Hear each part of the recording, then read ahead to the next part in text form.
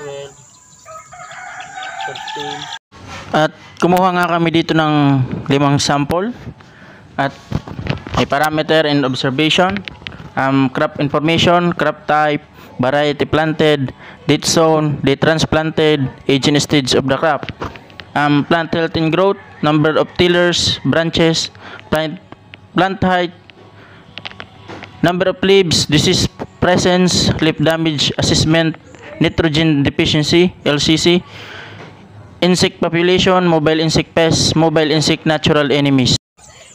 Amo ni. Soro lah. Kamar. Imo daw. Ano ba? Amo ini. Oo, mga basta na ba? Ano ba ginalaba ko?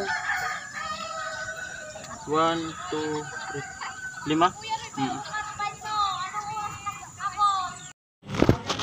Insect on leaf stem tillers, base insect, adult nymphs, with status, with density, abundant, frequent, or rare, with classification density, water and soil condition, water level, CM for rice, soil condition, and other observation, weather condition, vertebrate pests, and mollusks.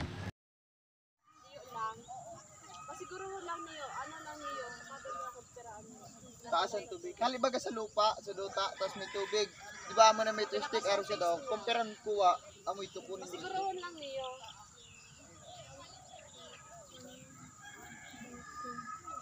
15, 16, 17, kanina pa kaya? 19.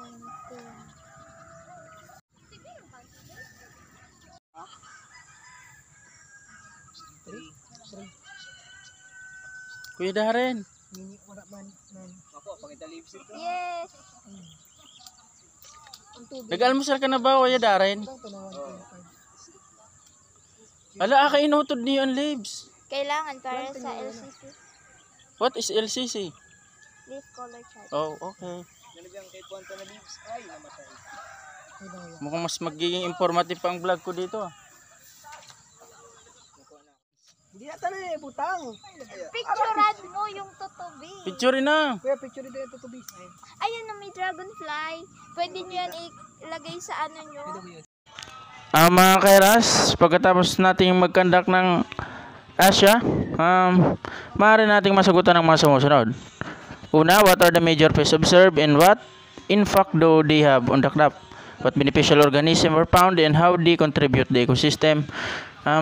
What environmental factors influence the crop ecosystem during the observation period? And number 4, based on your observation, what management practices would you recommended to improve the agro ecosystem? And lastly, how does ASIA help in a sustainable crop management?